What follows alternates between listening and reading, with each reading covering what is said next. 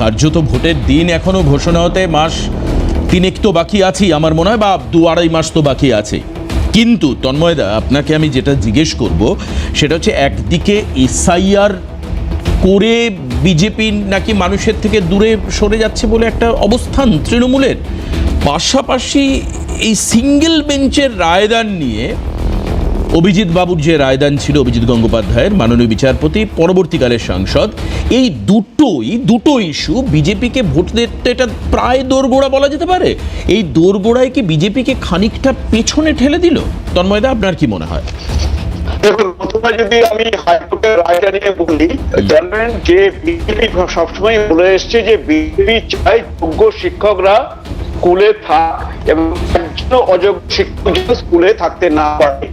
তো BJP stand. তো তারপরে আপনারা জানেন এসএসসির ক্ষেত্রে আলাদা করে সবাই ছড়িয়ে, এক্ষেত্রেও আপনারা সিঙ্গেল বেঞ্চের রায় ছিল, 32,000 চাকরি চলে গেছে। ডিভিশন বেঞ্চ এরকম বলেনি যে কোনো দুর্নীতি হয়নি।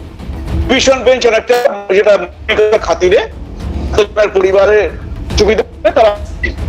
তো আমার ধারণা দেবাশিস যে এই কেসও দেখবেন আলটিমেটলি সুপ্রিম কোর্টে গিয়ে পৌঁছবে, কারণ যে পক্ষে জিতুক সুপ্রিম কোর্ট আমার মনে হয় এই ধরনের কেস গিয়ে পৌঁছবে এবং তারপরে সুপ্রিম কোর্টে ফাইনাল ডিসিশন নেবে। তো আমাদের স্ট্যান্ডটা একই যে আমরা চাই না একজন যোগ্য চাকরি চলে যাক, আমরা চাই না একজন অযোগ্য যারা এই সমস্ত ভাবে দুর্নীতি করে চাকরি পেয়েছে তারা যেন স্কুলে থাকে। তো এরপরে ঠিক করবেন সুপ্রিম কোর্ট নির্ণয় করে যায়, আর সুপ্রিম কোর্টে না যায় তাহলে ডিভিশন বেঞ্চে যেটা হবে সেটা কোর্টের উপরে তো বিজেপি বলবে। আর দ্বিতীয়ত আপনাকে বলি যে এই আজকে এসআইআর নিয়ে বলছেন, আচ্ছা উনি বলছেন যে বিজেপি কবর খুঁজছে। আচ্ছা এসআইআর হয়েছে, নির্বাচন কমিশন করেছে স্বচ্ছ ভোটার তালিকা তৈরি করার জন্য, এবং সেই স্বচ্ছ ভোটার তালিকা তৈরি করে যদি ভোট হয় এই গণতন্ত্র প্রতিষ্ঠিত হয়। না, এটা নির্বাচন কমিশন করেছে তন্ময়দা, এই বিষয়ে আমার কোনো সংশয় সন্দেহ নেই, এটা সাংবিধানিক প্রক্রিয়া নির্বাচন কমিশন করেছে। কিন্তু আপনাদের নেতারা, বিজেপির নেতারা যেভাবে নির্বাচন কমিশনের মুখপত্র হয়ে কথা বলছেন, যেভাবে এসআইআর এর কৃতিত্ব কাঁধে নেওয়ার চেষ্টা করছেন, এটা তো মানুষ ভাববে, মানে সাধারণ মানুষ, মানে যারা অ্যাকচুয়ালি ভোট মেশিনারি, যারা ভোট দেবেন, গ্রামগঞ্জের প্রান্তিক এলাকার মানুষ, ভোট কেমিস্ট্রি তো আপনি আমার থেকে কম বোঝেন তা না, আপনি ভালোই বোঝেন। গ্রামের মানুষকে তৃণমূল অন্ততপক্ষে এটা বোঝাতে সক্ষম হয়েছে যে এসআইআর বিজেপি করাচ্ছে, মুসলিমদের এগেনস্টে একটা পদক্ষেপ নেওয়ার জন্য বিজেপি করাচ্ছে। তো সেই ক্ষেত্রে আমি বলছি, আপনারা কি খানিকটা পিছিয়ে গেলেন? মানে এই যে এসআইআর প্রক্রিয়াকে খানিকটা আপনাদের যে জনমানুষের মধ্যে যে ইম্প্যাক্ট, তাতে কি খানিকটা আঘাত সৃষ্টি করলো?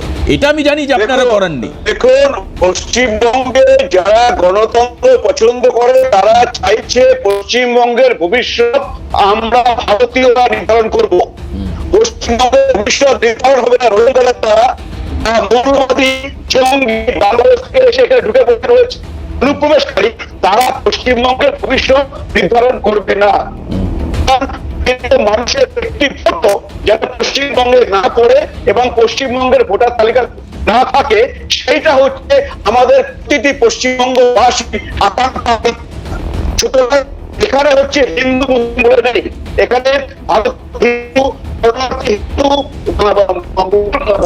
মুসলিম সবাই ভোট দেবে, সবাই পশ্চিমবঙ্গবাসী। আমরা চাই বাংলার উন্নত, কিন্তু তৃণমূল চায় যে জোর করে।